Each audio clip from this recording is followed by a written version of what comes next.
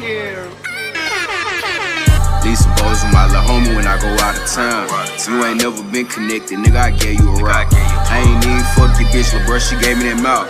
Ho can't pull up on me begging, bitch, I'm putting you out. Broke it, bitch, you gotta leave.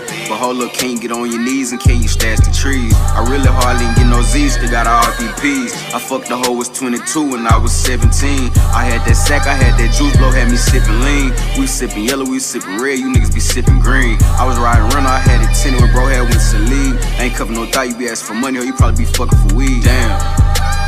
Or you probably fuck for a sack. I ain't gon' lie, if Trey was a lie, he wouldn't even pass you the black. I'm fucking this bitch with a BBL, I ain't gon' lie, that pussy was fat. I'm also tender about that cash and me and money attached. Don't play the push up in all black, my folks play for the sweat. Fuck. My plug like Pat Mahomes. I'm catching plays, I think I'm running with money like Jerry Jones. They know they ain't talking about no bread, they can't even call my phone. All my little homie wanna do is post me, he think he called me alone. Shit, I don't even give a fuck what he do, long as he get it gone. Say bring that money through. I pull a stack out on your bitch, you know what money do. She heard we poppin' it too damn hard, bitch, this the money crew. Yeah, bitch, this the money team. I feel a Ruby Rose, let me fuck, then I can do anything. Bitch, these Balenciaga shades, nah, they ain't come from Sheen. Leave some boys with my little homie when I go out of town. You ain't never been connected, nigga, I gave you a rock. I ain't even fuck your bitch, lil' bruh, she gave me that mouth. Ho can't pull up on me begging, bitch, I'm putting you out. Broke it, bitch, you gotta leave. But hold up, can't get on your knees and can't you stash the trees. I really hardly ain't get no Z's, still got all RPPs. I fucked the hoe was 22 when I was 17. I had that sack, I had that juice blow, had me sipping lean. We sipping yellow, we sipping red, you niggas be sipping green. I was riding around, I had it tinted when bro had went to the league. I ain't cover no thought, you be asking for money or you probably be fucking for weed.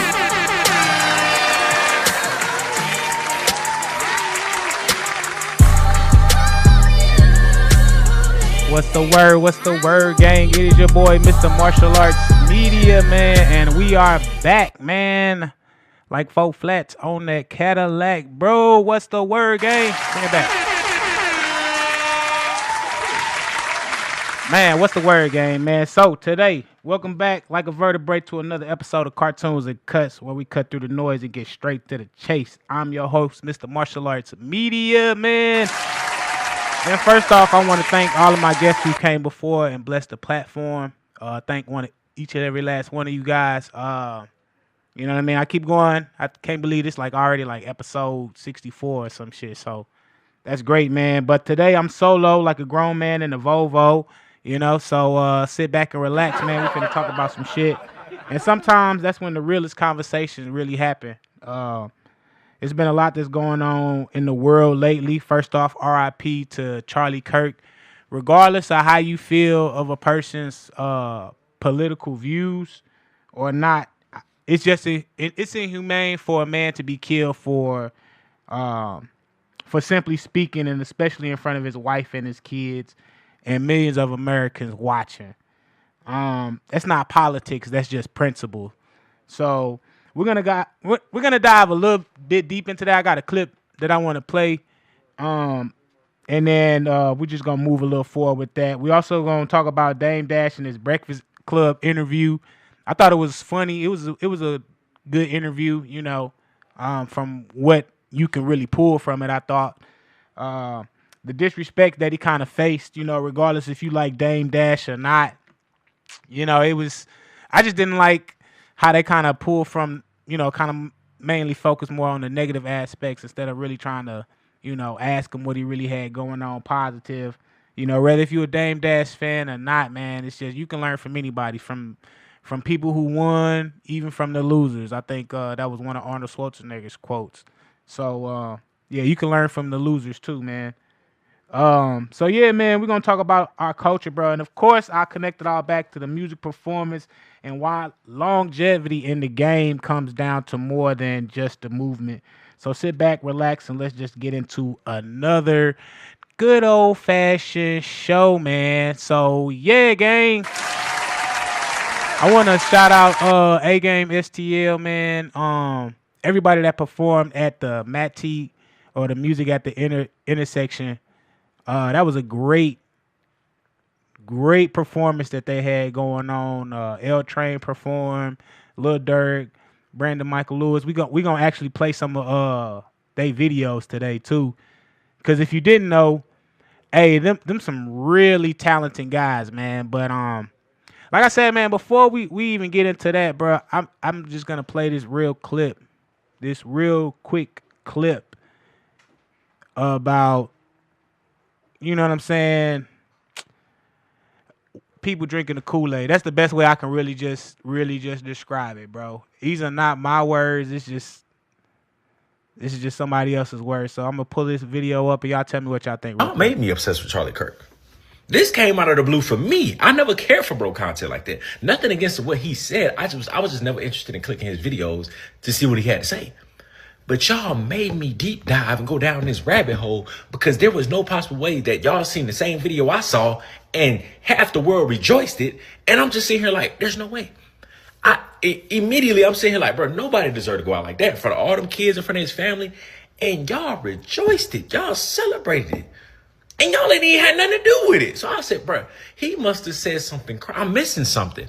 I'm seeing creators that used to talk about God and is going to get on here and compromise their belief, religion, faith to celebrate death. We talking about something that's biblical that you should never do. And folks is coming on here doing it. So I said, I got to deep dive into what he said, because is he on the status of Hitler? What am I missing? And somebody said, well, he would have did that for you. Well, I don't care. My morals would never allow me to celebrate death. Doesn't matter who it is. So the fact that you've been compromised, I have to get down to the bottom of it. And not just one person, too many. So y'all encouraged me to go down this rabbit hole to figure out what bro has said for this hate to be sparked up or maybe revealed in a lot of people. And I'm almost satisfied, because now I started looking into stuff and I'm like, dang, so you felt like this, your hate and evilness has been revealed within you. But what you said to what he said is cap. That's not even what he said. That's not even in the full context. So now I'm just starting to, oh, that was a lie. Oh, that was a lie. Wow. So, so now I don't know. So this is really the reality of it, is that most people take talking points. Most people was not familiar with Charlie Kirk. Most of the people that are complaining about him or had something negative to say or even celebrated his passing, they had no clue what Charlie Kirk actually stood for. If they watched the full context of the videos, I'm pretty sure that they would have a better understanding of where he stood. But they basically trying to paint him to be one of the worst people in history because he was trying to stand up for traditional values, bring back people into God, hold people accountable for what it is that they did to their communities, take people out of the Victim Olympics, and have honest, meaningful debate on student campuses that endeared him to younger people, that brought them back into the Republican fold and got them away from the indoctrination camp that was happening over at the left. And then they followed all of their leaders right down into the mire with all of this false propaganda in order to try to assassinate his name.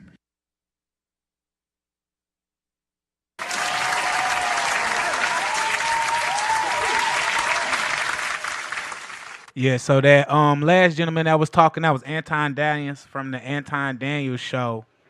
And yeah, with I don't know the guy that was the first content creator that was actually talking, but yeah, man, I had made a post earlier, like the day that the gentleman had died, or the day after the man had died, and it had kind of like sparked a reaction.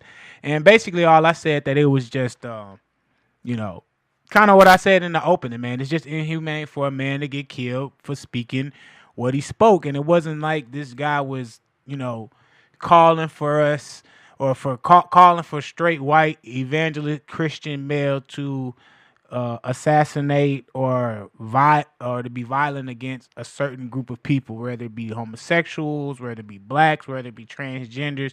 He never said any of those things. I've watched him in his turning point since 2017.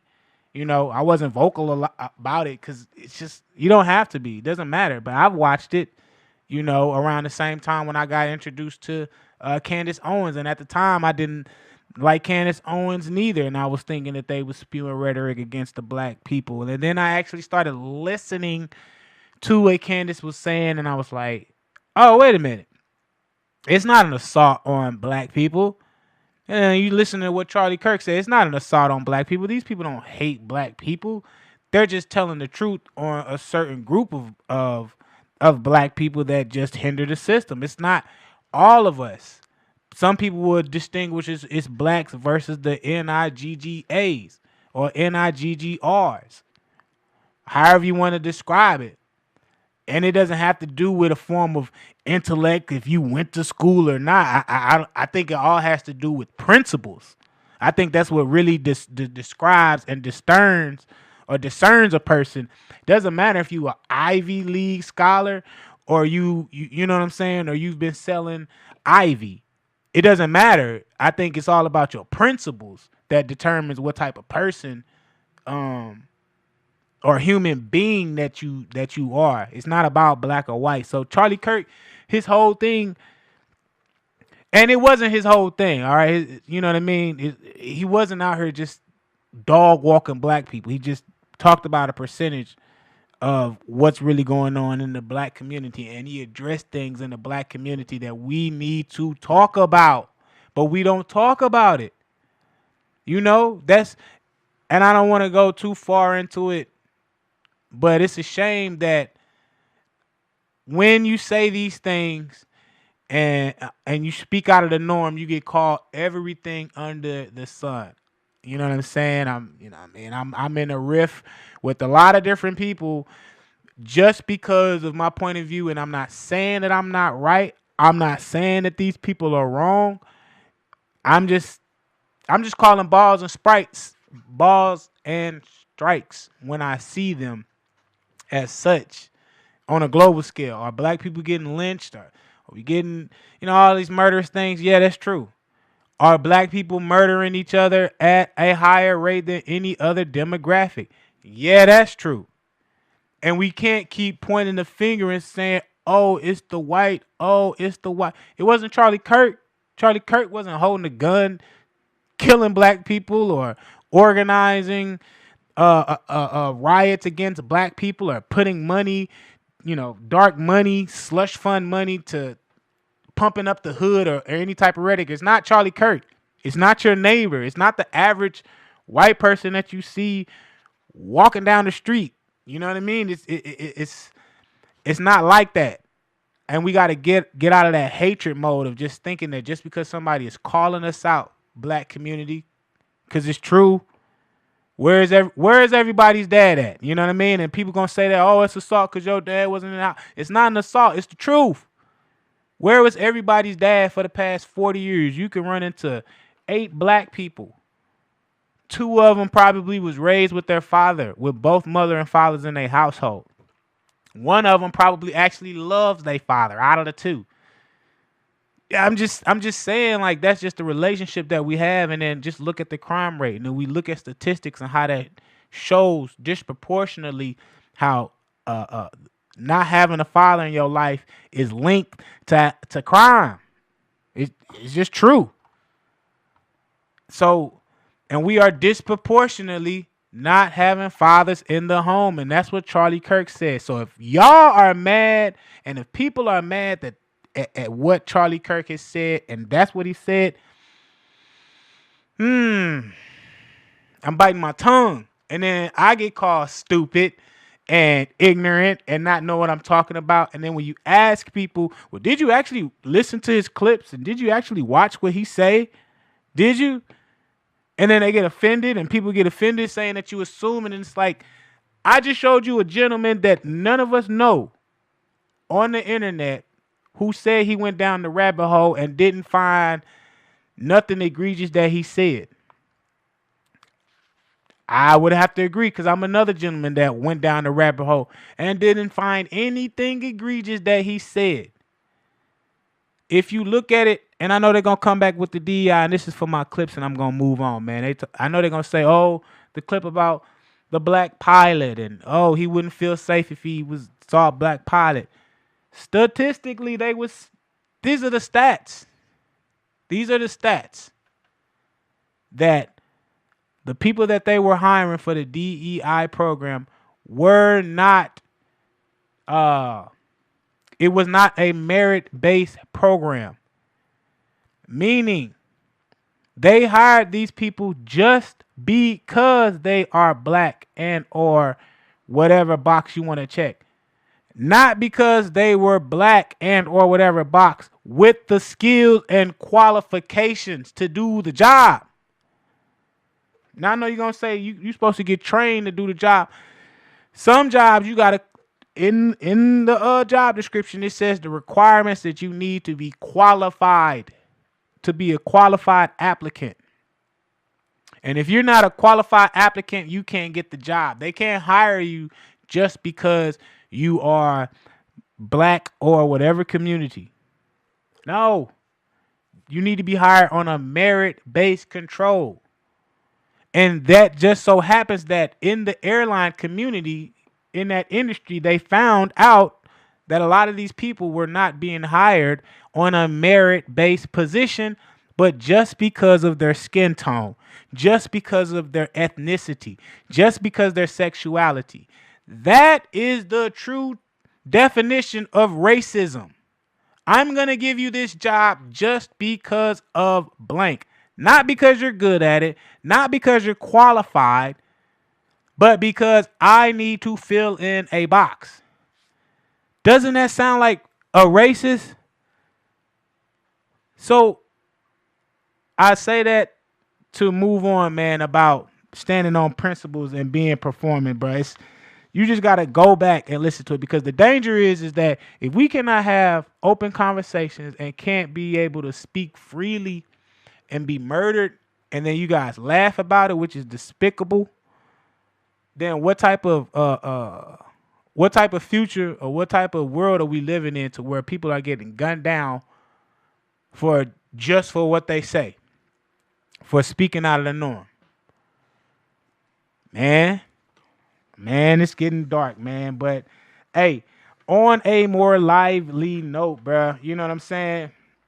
I'm gonna bring it back to the music, because that's just like life. So music has been rooted in principles too. And I had the chance to check out the music at the Intersection Festival, and right here in St. Louis. And man, I gotta tell you, I gotta give my flowers to L Train, to Lil Durk, to A Game, L Train, Lil Durk, Brandon Michael Lewis. Man, these guys, they out here working. And if I missed any other artist that was out there performing, please forgive me.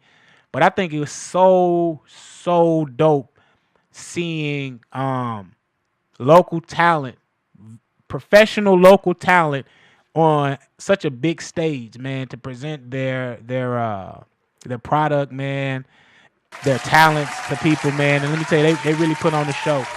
If you have never been to an L Train show, you guys should. Now, he's been around town at different events, so I'm sure you probably seen or at least heard of his name, because he wouldn't be where he was at if you did not know. But the brother is talented. I forgot the gentleman that he had performing with him, man. But the synchronicity and the timing in their performance, and the fact that they was moving with a purpose, man. I mean, even while he was singing, you know, you didn't hear his vocals. It was no backtracks, no underlay. It was really him performing, hitting moves, and man, impressing the crowd. You can tell that people like that have really practiced and put some time and effort into that, man. So shout out to him, and Lil Durk and them. I've seen them perform as well. They was at one of L Train's show that he had invited me to, and him and Mr. Michael Lewis, he was on Jess show. But yeah, man, let me tell you, definitely two talented gentlemen. I see why they're getting around and why they have the buzz that they have and the work that they've been putting in, for all of these years. The music that they make, it's really good, feel good, timeless music, man. It's not just your average shoot 'em up or I'm trying to get laid music, man. It has depth, it has substance, you know, it has a concept. And then it portrays when they be performing their songs on stage. You know, you can tell they even have like small sets that they bring on their show to really elevate the performance. Man, it's so impressive. Like it's impressive because then you see that, and then you watch like, you know, whoever is your favorite performer, like Patti LaBelle, she was there, Common was there, Leon Thomas was there, and so it's like, so you see that, you know, and forgive me, I don't want to be offensive, but you see that like on the mainstream and the main stage, and how that correlates to, you know, the local scene and the market. I want to be very respectful on you guys' craft, so I don't want to sound like I'm diminishing or nothing, because people will show take your words out of context. You know what I'm saying? So, but seeing how they are, it's a correlation, man. It's like, yeah, like Michael Jackson said, you study the greats, the ones that's before you, and then you kind of mimic and move them. And it's like you take what you see, how, you know, big time artists, they're really interactive. They have sets. They're very interactive with their audience.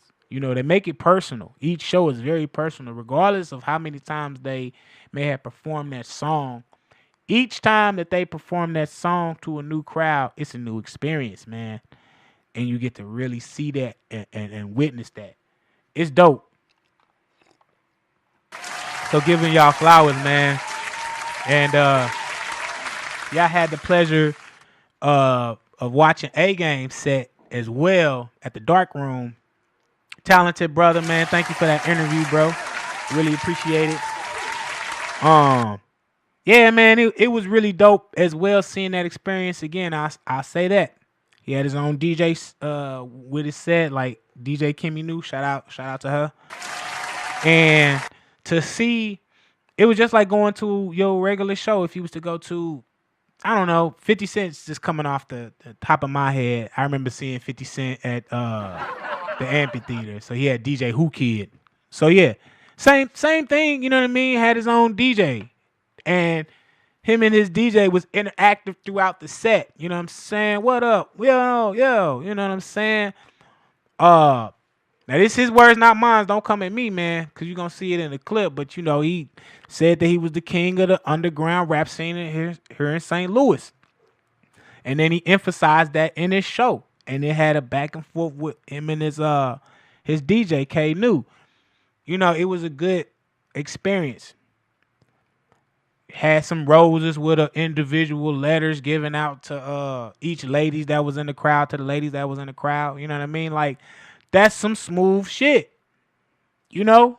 Everybody got an individual note.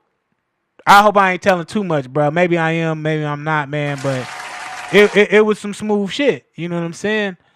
And then, you know, pouring shots for your mans. Like, that was like moving with a purpose instead of just going from side to side and reciting your lyrics.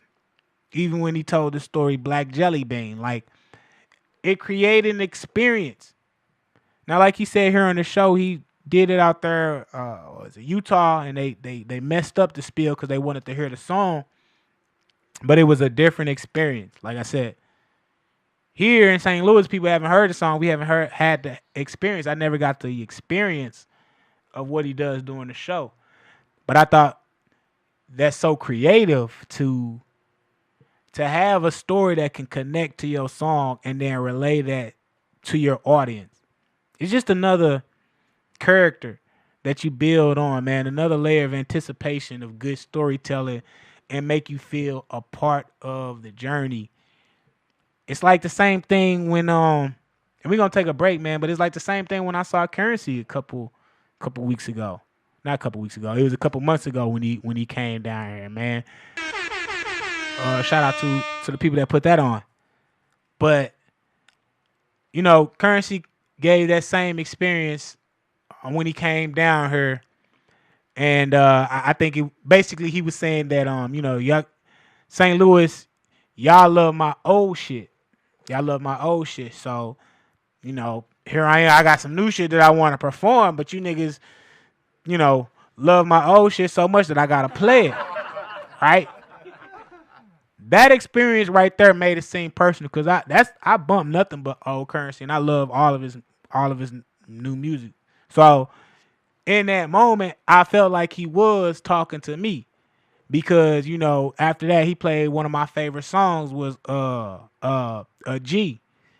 You know, G is what I am, a J who I, you know what I'm saying? So it was like, damn, to finally hear that shit live and the snare drum with the boom, boom, boom, you know what I'm saying? Like, that shit felt personal.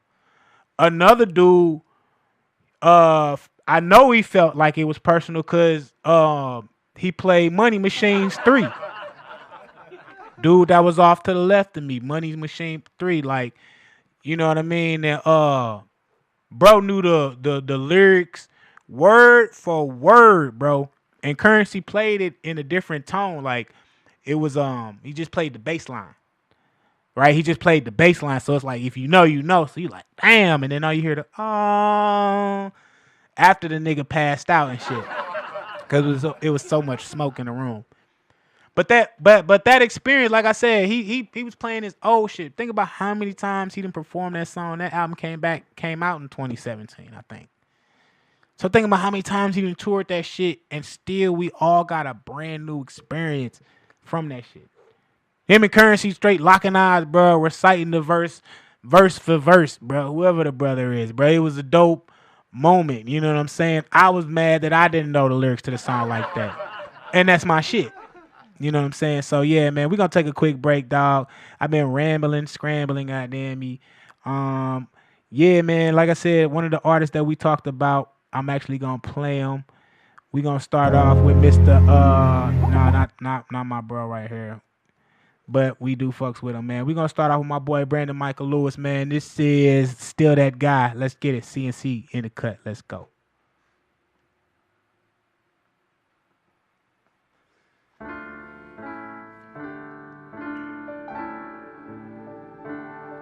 Yeah.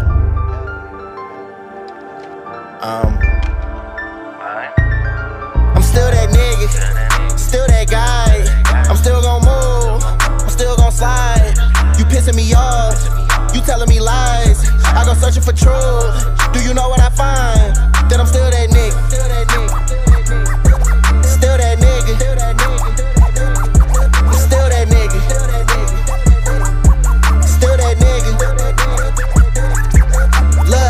Went through whatever and I overcame, you know what it is. I was there for you in places you push to the back of your brain cause you tryna forget. Crazy what niggas are doing in pain, realer than what they're doing in bliss. Part of me trying to let you explain the rest of me like nah it is what it is. Please do not call me trying to be my friend. I am so over trying to make amends with niggas that drag my name through the mud but be failing to mention whatever they did. Who say that to go, who want the smoke, go toe to toe with whoever he is. Closing the gap on how better he is, but it's pretty hard to get better than this. Still that nigga, still that guy. How many ways can I tell you I'm him? How much do I gotta do to show or prove to you that I'm better than them? Down by 10, everybody think my chances are slim. Don't nobody really think I could win. Back to the wall if they pass me the ball in my arm in the ring. Cause I'm still that nigga, still that guy.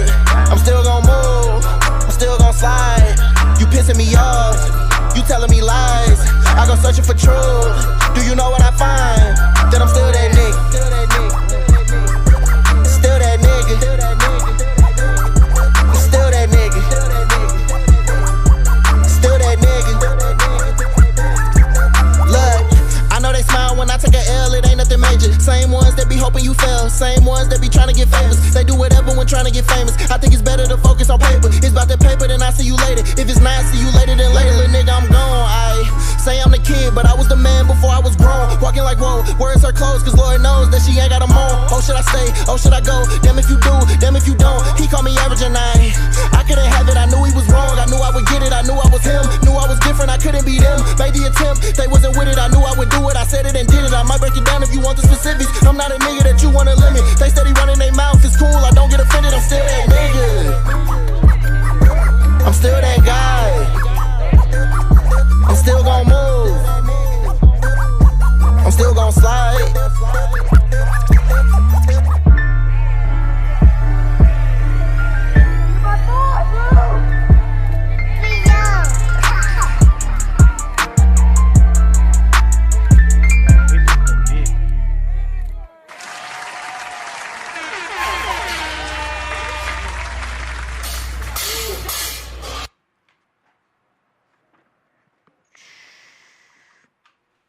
Yeah, man.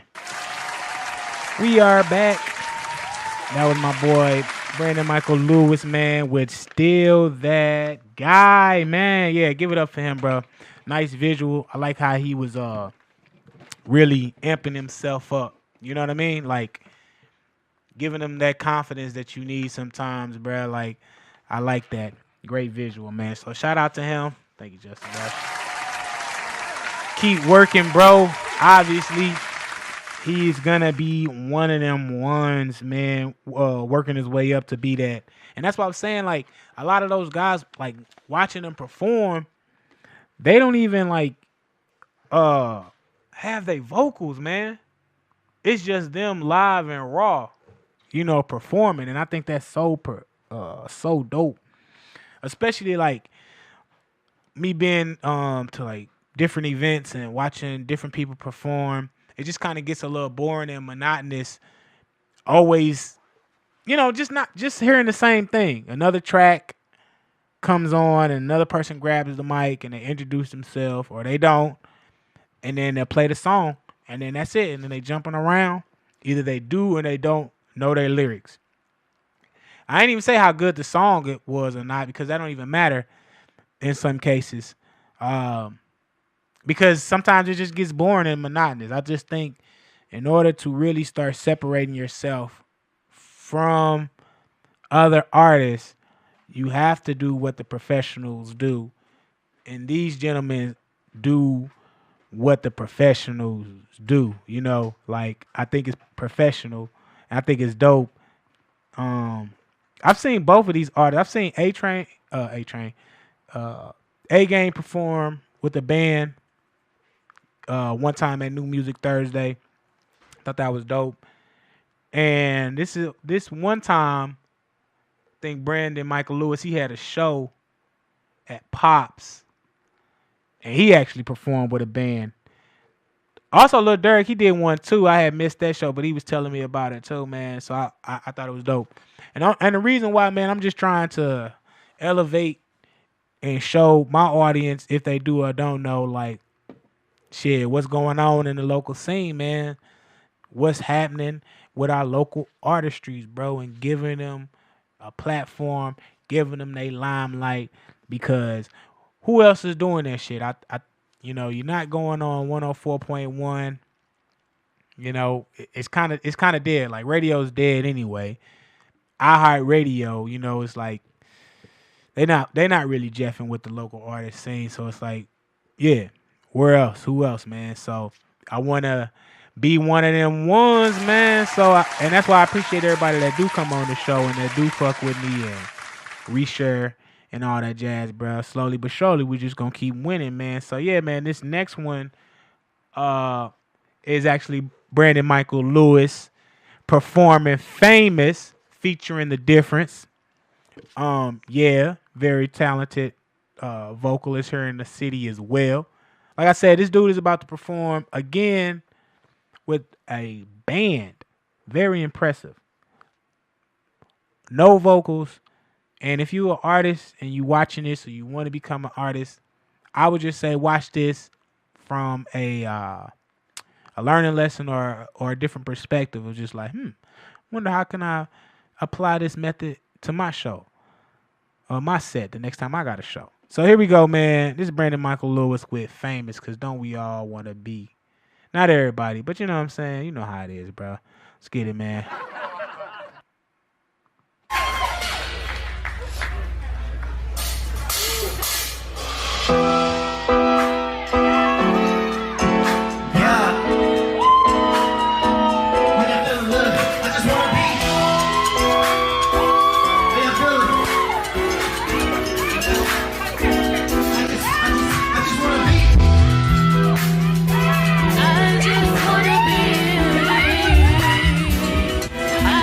I just wanna be.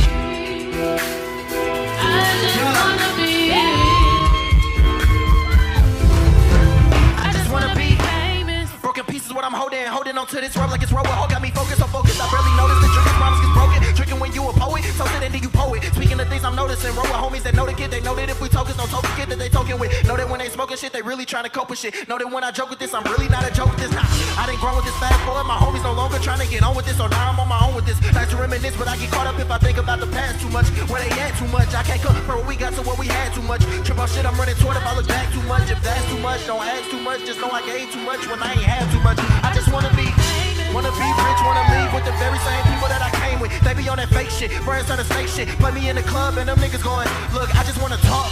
Don't talk about it, heard about what happens when you talk about it. But they won't let me talk. Don't talk about it, heard about what happens when you talk. I just wanna be.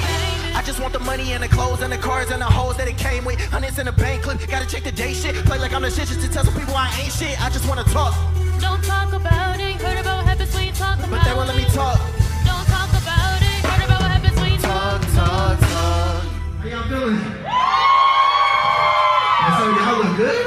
For real? That's what's up.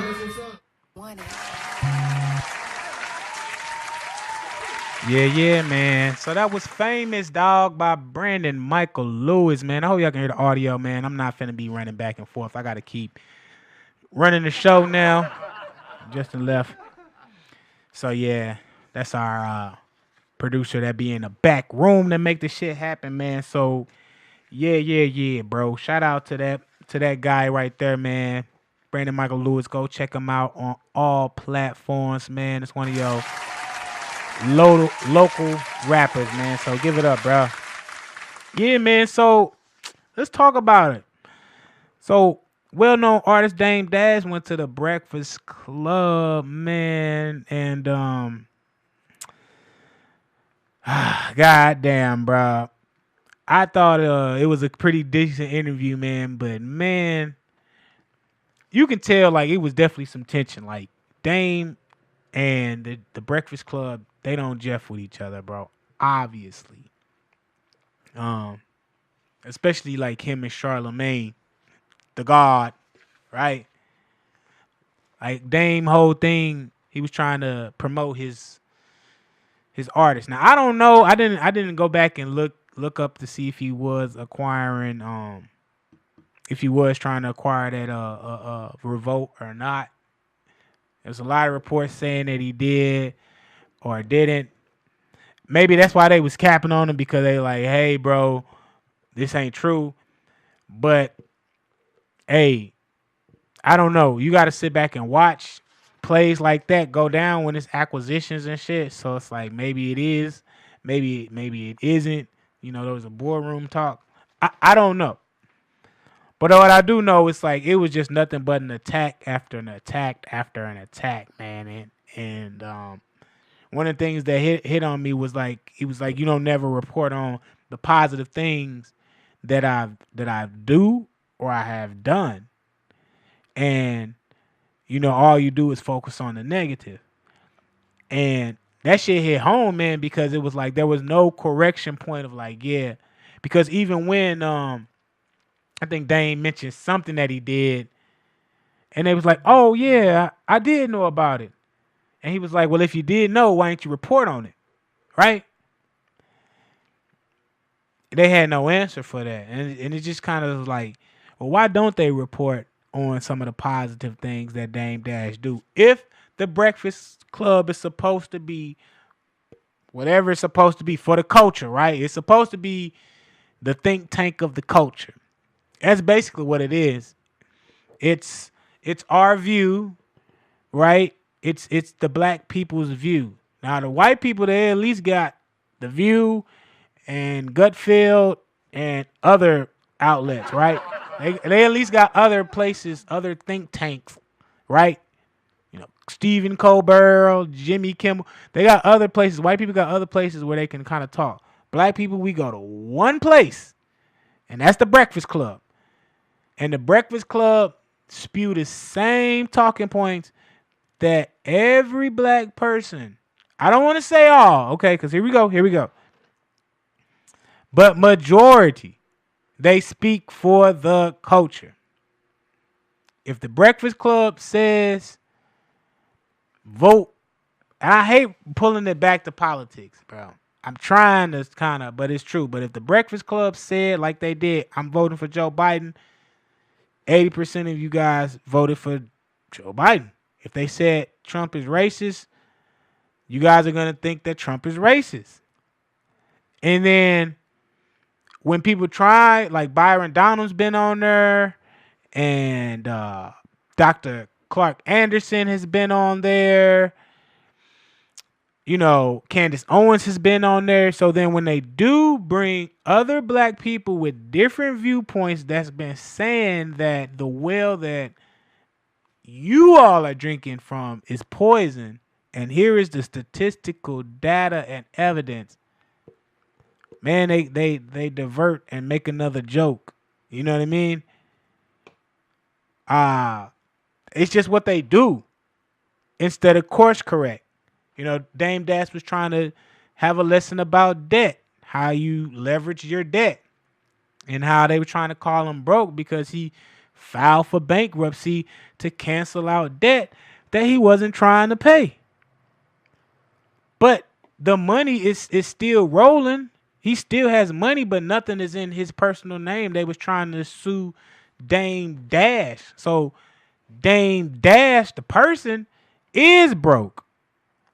But whatever the name of his entity and his organization, that's all liquid. And he said he doesn't own any assets, so nothing is in his name. What the Big Timers say? Got everything in my mama's name. You know what I'm saying? He ain't got nothing in his name. So when you trying to come sue or collect, what you gonna get? You're not gonna get nothing.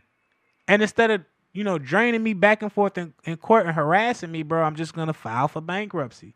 Now, what are you really going to get? You're going to wait 7 years to get, again, next to nothing? Now his credit is clear, and now he can negotiate and borrow against, use that clear and clean line of credit and do whatever else he wants to do. It's a play that the rich do all the time. Rich Dad, Poor Dad, Robert Kiyosaki talks about it.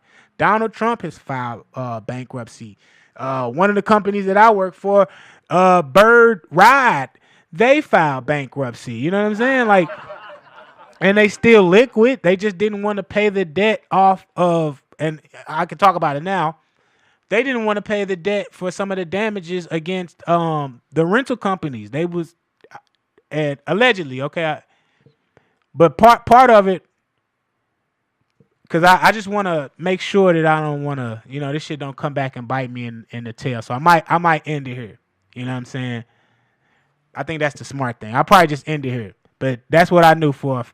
They did file for that, for damages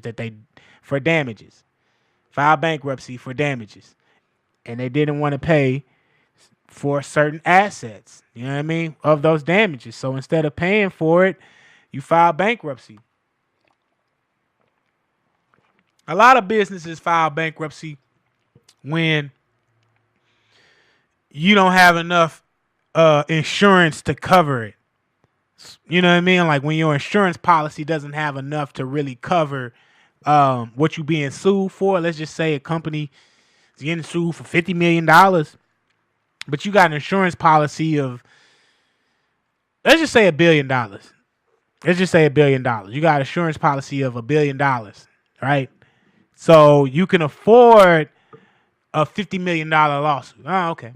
Because we bring in, $2 billion annually in revenue, right? Let's just say that. And you got $1 billion insurance for any type of damages.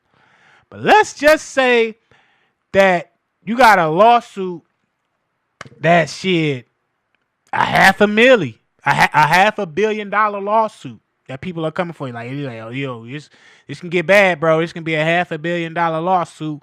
You only have, you know what I'm saying, $1 billion in life insurance coverage, not life insurance, but in insurance coverage for, these lawsuits and damages and all your fiduciaries. People in the C-suites know. I'm just really trying to break it down. Like, you know what I'm saying? You got to break it down. But yeah, man, that's what you use your insurance for, to pay off your lawsuit, right? You got money in your reserve. But let's just say it's like, man, $500 million, and I only got $1 billion, so that means I'm gonna be left with $500 million. Some people might just file bankruptcy and still keep the $1 billion. And I know it's not 100% correct. You know what I mean? It's just, like bullet points. So it's like that doesn't mean that you're broke. That just means that you're not finna pay out, money that somebody wants from you. You know what I mean? That's just, you're not finna pay that money. You're finna cancel all your debt. You're just canceling all of your debt. You're not broke. You're just canceling debt. So, and then when he tried to explain it, man, they started laughing and diverting and interrupting him, and at what point as an adult in our community are we going to take responsibilities and be like, man, yeah, that was kind of childish, or regardless if you don't like Dame Dash or not, regardless if you don't like me or not, like everybody should have the opportunity to be heard and then digest the information and then you get a retort. But if everybody keeps talking over each other, I don't know about you, but I get frustrated when someone talks over me. So I think that's the same for the next person, because you're being disrespectful, because you're basically saying, F what you're talking about. I want to talk over you. And so no one is getting their point across, because we're going to play the tit for tat game, right? That's just is what it is. And then where do we get in the conversation? Nowhere. So I just hate that. And like I said, that's the only hub that we have to go to as black people for the culture. And what good has the culture, really done for us, man? I mean, especially like for Charlemagne the God, bro. I mean, can we just drop a pin in the bucket real quick? Let's talk about Charlemagne the God, man, himself. Have you ever stopped and asked, why would a self-proclaimed black intelligent brother name himself after Charlemagne, a European ruler who slaughtered thousands of black Africans, who slaughtered thousands of black Africans? That's like a Jewish person naming themselves after Hitler, bro. It's wild. It's egregious. So tell me something about how branding in our culture gets twisted. And when you tie that into politics, I hate it, bro. But with black folks giving blind loyalty to the Democratic Party, that has historically done damage to us. And it starts to look like a form of cultural Stockholm syndrome when you really sit back and say that. And that's why I say history matters and principles matters. Because if you really stood on principle on who you were and who you are, you wouldn't even name yourself Charlemagne the God. You wouldn't even call yourself Charlemagne if you actually did the research. And then people who actually did the research and knew who the real Charlemagne was wouldn't even listen to Charlemagne the God. You wouldn't even watch The Breakfast Club, to be honest, because messaging and symbolism is everything. It's everything. Why do I have a logo? Why would there be a logo if symbolism doesn't mean anything? What are we talking about? It means everything. It means everything. What are you virtually signaling by, again, the history of Charlemagne, a European ruler who slaughtered thousands of black Africans? That's like a Jewish person naming themselves Hitler. He's not going to do it. They're not going to do it. They wouldn't even allow the Hitler morning show. What are you talking about? I'm just being honest. So why are we listening to the European ruler who slaughtered thousands of America on The Breakfast Club? It's called The Breakfast Club. What do you send to the slaughterhouse? Things that you're going to eat. They are eroding and eating at our minds, bro, at The Breakfast Club. Morning, DJ Envy. DJ Envy. Envious. Why do you think they spew nothing but hate? Because one is named after a European ruler who slaughtered blacks. And what do Charlemagne do? He does nothing but slaughter black men that come up there. Anything black and pop. Bro, DJ Envy. What does envy means? Jealousy, envious. What does he promote? Well, I ain't gonna say promote, but provoke. That's not a loving ground. You saw how they was bashing Jess. That's not love, bro. You see the tension in there. Those 4 people are in there because they are getting a check. They hate each other. If you read body language, they hate each other. I don't know about Charlemagne and Envy. They might be in love, actually, because that's how it is. That's just how it is, you know what I'm saying? They might actually be married. I don't know. Allegedly. But the way that they be fondling and joking with each other, like he said, ain't no real man gonna sit up here and make no jokes about another man, you know what I'm saying, posterior, derriere. It's just not going to happen. We don't move like that. We don't joke like that. You know what I'm saying? It's none of that. A real man is not going to move or behave like that. I'm not fondling your genitals. I'm not even thinking or talking about your genitals. If I'm not a motherfucking a doctor, that's the only time I think if I'm not a general practitioner, I should not even be thinking about genitalias. That's what I'm saying. That's what I'm saying. If I'm not a general practitioner, I shouldn't even be thinking about genitals except for my own. You know what I mean? But they put that on there. Why? Because his name is Charlemagne, the European ruler who slaughtered thousands of black Africans. That's why. Because you're listening to him.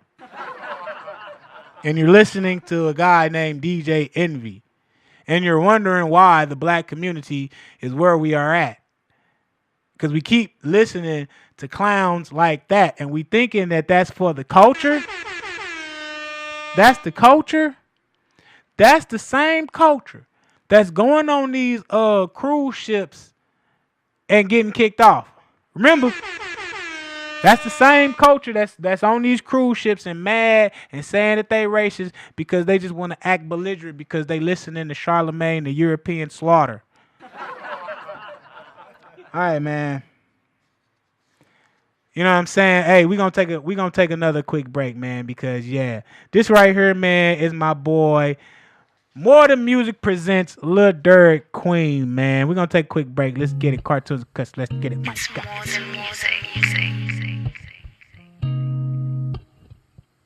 It's your boy Lil Durk. I was raised by queens and it's all. I'ma make you my. Yeah, you the way now you can bank on me. Baby girl, I ain't gon' leave. I'ma ride to the tank on me. Tank on me. I'ma ride to the. I was raised by queens and they taught me to be a king. Royalty is all in my genes. I'ma make you my queen. Gotta treat me like a king. Give you the wedding of your dreams. You can bank on me. Baby girl, I ain't gon' leave. I'ma ride to the tank on me. You can bank on me. Baby girl, I ain't gon' leave. I'ma ride to the tank on E. Love so potent, it be feeling like a dream. Addicted to your mind, got me feeling like a fiend. Pussy so good, make a nigga wanna sing. Take his life savings and go about a ring. See, I be quick to love, so I be holding back. Holding on to your past, yeah, I noticed that. You got hurt once before, now you know they whack. Cause I showed you the real, it ain't no going back. My vibe is authentic, make it easy for you to put your heart in it. Look in your eyes, I see the stars in it. Tryna give you the world, at least all that's in it. Don't trip off who I fuck with in the past tense. How I treated women when I ain't have sense. And consider how I was hurting way back then. Feeling like MJ, this my last dance. Babe, I love to see you smile. I ain't seen you in a while. Both been in and out of town. Heading to your city right now. So I'll find your number, not doubt. If I'm be the king of rap, then I'ma need a queen. Check me when I'm tripping, she gon' intervene. Stay low key, she don't be all in the scene. Got my back, I got a friend, it ain't no in between. I was raised by queens, and they taught me to be a king. Royalty is all in my genes, I'ma make you my queen. Gotta treat me like a king. Give you the wedding of your dreams, you can bank on me. Baby girl, I ain't gon' leave, I'ma ride to the tank on E. You can bank on me. Baby girl, I ain't gon' leave, I'ma ride to the tank on E. I was raised by queens, and they taught me to be a king. Royalty is all in my genes, I'ma make you my queen. Gotta treat me like a king. Give you the wedding of your dreams, you can bank on me. Baby girl, I ain't gon' leave, I'ma ride to the tank on E. You can bank on me. Baby girl, I ain't gon' leave, I'ma ride to the tank on E. Watch that boy go up the charts. Period. As you fucking should, kid. I'm so proud of you.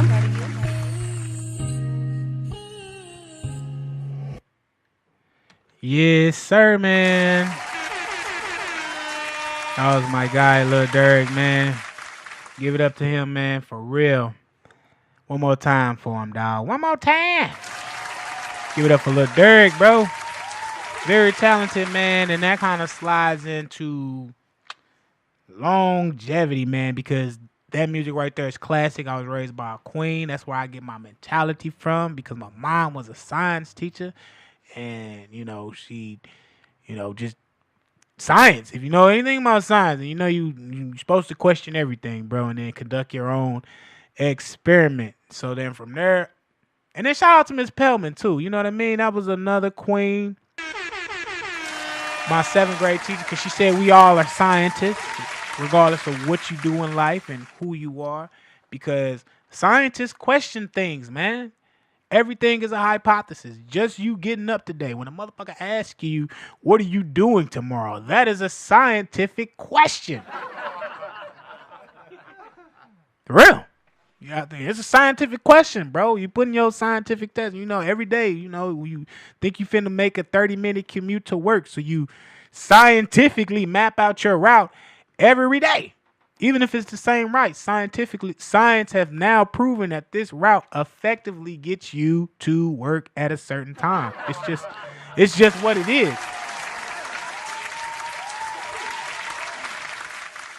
So, man, I'm just saying, bro, it's talking about being longevity, man, and the science to that. Or is there a science to that? I don't know, man. I'm just saying, bro. But for real, man, right into that. If you don't understand your history, you'll be doomed to make the same mistakes. And in hip hop, we've seen it. Rappers peaking young, tied to the street image, and then struggling to tour after 40. Like Miss Pat used to say, why? You know what I'm saying? Why? You know what I'm saying? Why? Because gangster rap really doesn't age well. You grow out of it. Your audience grows out of it. But if you make timeless music, PG rated, family friendly, universal, your art grows with people. That's why the Rolling Stones are able to tour at 80, while our legends, they get burnt out and sometimes struggling at 40. And so let's unpack why that might happen and how this new generation can build music that lasts. And I'm reading off this paper. That's why you see me looking down. You know what I'm saying? Because I want to make sure I get out what I'm trying to say.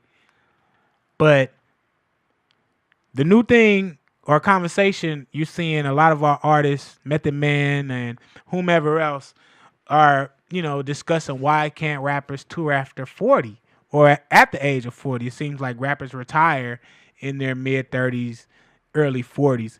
Kind of like how women retire early in the acting industry. That by the age of 30, if I'm not mistaken, their career is pretty much done because they kind of aged out. Now, this is just facts. So rappers kind of getting that same. I don't know why I put the clap applause, but I guess it's like, yeah, take that. I don't know. But they kind of experience the same thing now than when I'm really thinking about it. I'm just having this conversation as I'm presenting it to you guys. For real, it's crazy. It's like, yeah, women, actresses, they struggle finding work, at 50, unless it's the motherly role, which is usually what they get typecasted in. It's like, okay, now at the age of, 30, 40, you are a mother. You know what I mean? You can't play nothing else. You're not an action mom. You're not an action hero. You're not this. That's why we don't see our Jessica Albas or our what's our girl name Cameron Diaz acting as much. Even though she do got a new movie with Jamie Foxx, but you kind of get the gist. Like why Tina Fey kind of faded out. It's just because they respectfully in Hollywood they get too old. I think that they're phenomenal actresses and they should perform until whenever, like Betty White did, but it was like even then it was just certain roles. Like even, after a while, what was she playing? The grandmother. Bad. You know what I'm saying? Same thing kind of with rappers. I kind of went on a tangent there, but kind of same thing with like rappers and artists is because Tupac died at 21? I'm looking at his poster right now. And that was because the lifestyle that he was trying to portray. Now people say that wasn't Tupac for real. Tupac was really an actor. He was a poet. The moment that he went to jail and created this gangster rap was now this facade that Tupac had built, the thug life facade, which is really went rampant in our culture, the thug life facade. Let's just call it that. But even before, Pac and them, you got our guys Wu-Tang and they still touring too. I don't feel like that's fair enough. But ultimately, it's gangster rap. Gangster rap really hasn't proven to be sustainable now. We can now say that after 50 years of hip hop, can we say 30 years of that has been gangster rap? Because I would say like the first 20 years was conscious rap and party rap, right? Because you still had like African Boombata and Tribe Called Quest and Curtis Blow, right? Stuff. Will Smith, Phil, you know what I'm saying? So, but the birth of gangster rap probably has been like within the past 30 years, right? 40 years maybe. You know what I'm saying? NWA. So within the past 40 years, the birth of gangster rap has really proven not to be sustainable because it's 50 years of hip hop. So it's probably like 40 years of gangster rap for real. And now these guys who were 20, 21 at the time could tour 20 years ago, 25 years ago. But now the later half, they probably can't tour as much. Why? It's unsustainable. I would say part of their demographic, like they say in their songs, are dead or in jail. Respectfully. The laugh is just I don't know. I thought it was funny. I thought it was a funny joke. I'm sorry. Ain't nothing funny about that shit, bro. But I'm sorry. But no, half of the demographic is probably no longer with us on this earth, right? And so then the other half, or from that half, what are we left with? A third, right? Or a quarter. So then that quarter, right? They probably are no longer interested. At a certain point, once when you hit 40 and 50, you're probably not even, listening to that music anymore, to be honest. And that's why they say that the two greatest rappers at that time period of gangster rap is no longer with us. They didn't even make it past their prime. So I think that was definitely a stark indicator of showing us that it was unsustainable then. Y'all two favorite rappers, ain't this flies in here. Somebody, you know what I'm saying? Y'all two favorite rappers, best rappers of all time, are no longer with us. Arguably, you can promote, they both promoted a side of gangster rap that influenced the community, and they're no longer here. And so if they're no longer here, what makes you think that your career will be any further than what it's gotten you? If that makes sense. Put it in layman's terms, if Biggie and Pac is no longer here and they died at the height of their career, what makes you think your career will be here any longer? You know what I'm saying? Those two was the prototype of what's to come in gangster rap. And now you seeing it. We're not spending money. And then the spiral effect is that, it just leads to destruction in the culture. Because now we're all killing each other. And now we're so impoverished that we don't even have enough money to sustain you guys who got us there. You know what I'm saying? Like, we don't even have enough money to sustain y'all career.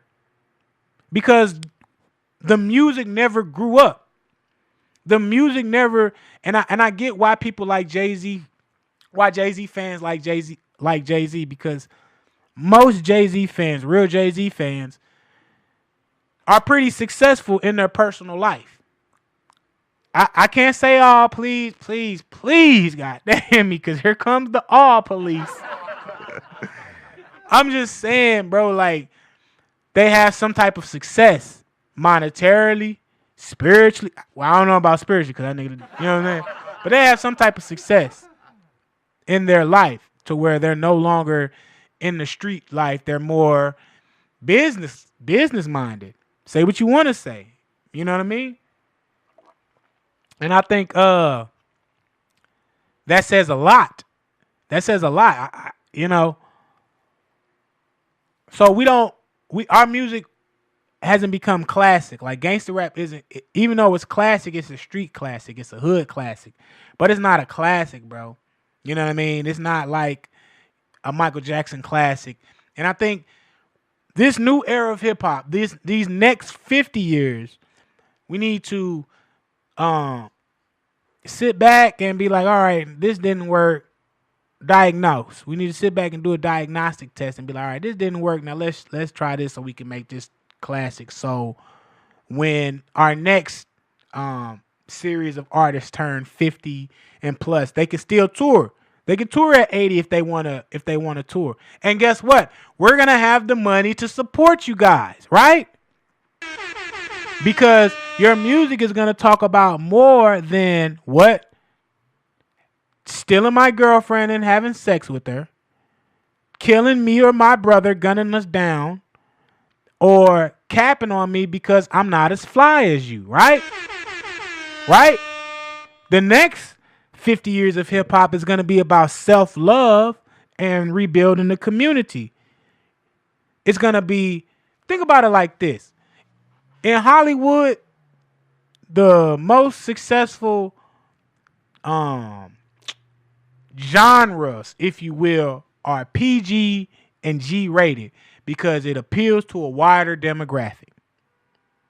This is why they generally make more PG and G rated movies, because you're getting one product for the price of two, because you're pulling in the children. Let's say perfect example is Toy Story.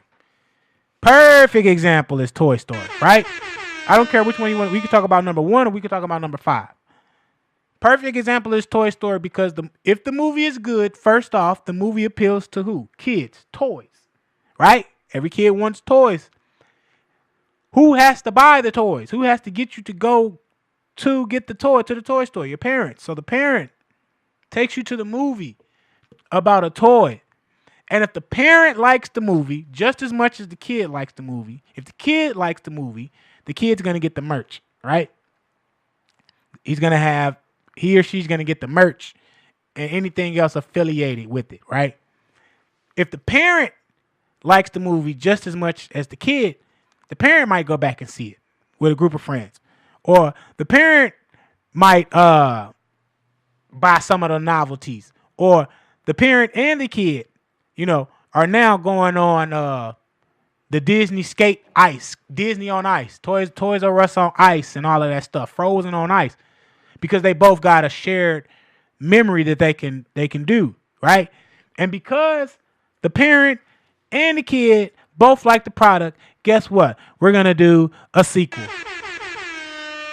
If y'all like the sequel, guess what? We're gonna flip this product until we get to Toy Story number 5. But guess what? Now, as the adult, right? Because now we all grown up. So now as the adult who saw Toy Story 1, Toy Story 5 comes out, guess what? I want to take my daughter to go see the newest Toy Story movie. And then the spiral goes, it just completes the cycle. It's the same thing as Michael Jackson, right? Our parents grew up and still singing Got to Be There, which led, us to sing Off the Wall and Thriller, right? And they still sang those songs, which then in part led, now we got kids. My nephew, he listens to Michael Jackson because me and my brother and his mother likes Michael Jackson. You see how and because Michael Jackson music is universal, right? I think somebody's at the thing, man. Hold up, man. We gonna play a quick break, bro. Let's get in, man. This is my boy Lil Durk. Love. Let's get it. CNC in the cut. Yeah, bro. It's more than music, man. Any nigga that say they won't beat, it would beat. Sometimes I don't wanna be bothered, and other times I wanna be showered with love.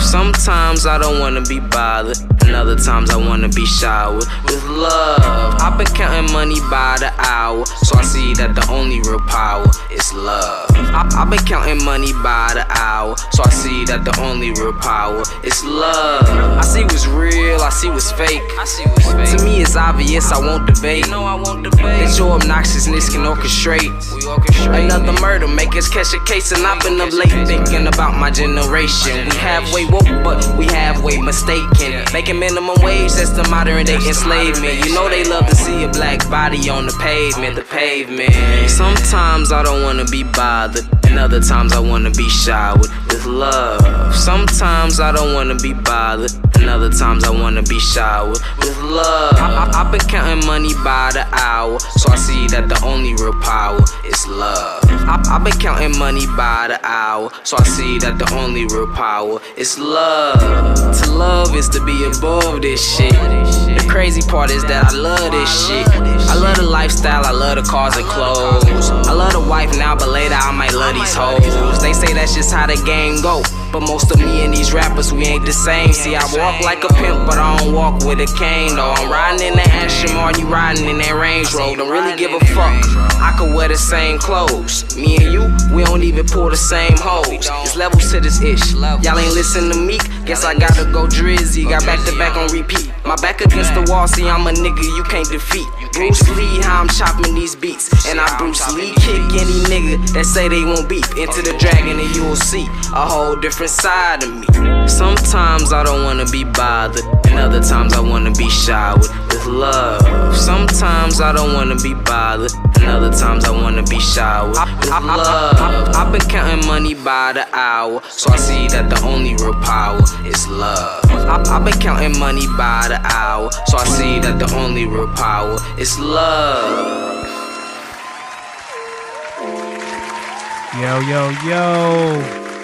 And we are back, man. That was Lil Durk with Love, man. Hey, definitely love the visuals.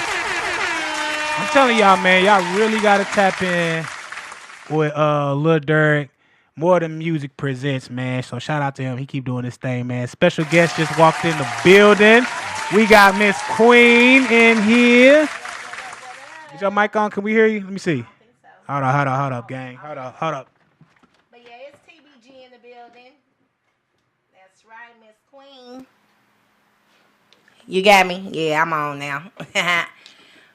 What's up, MarshallArtz? Hey, y'all, don't forget about the festival last weekend of this month over at Bellevue Memorial Park. My boy D. Allen Miller gonna have it popping. Take your kids out there, ages 5 to 15, so they can fish. Then you got Mama Lou St. Sippy that's going to perform also. And there's a car show at Bellevue Memorial Park, September 27th. They will be out there. Well, the car show is only on the 27th. You could catch Mama Lou St. Sippy on the 27th performing, but the festival will still go on the 28th as well. Go check them out, okay? Hey. Take the kids out. They're going to be fishing with the kids from ages 5 to 15. Check it out, man. That's what's up, man. Appreciate you dropping that, giving us something to do.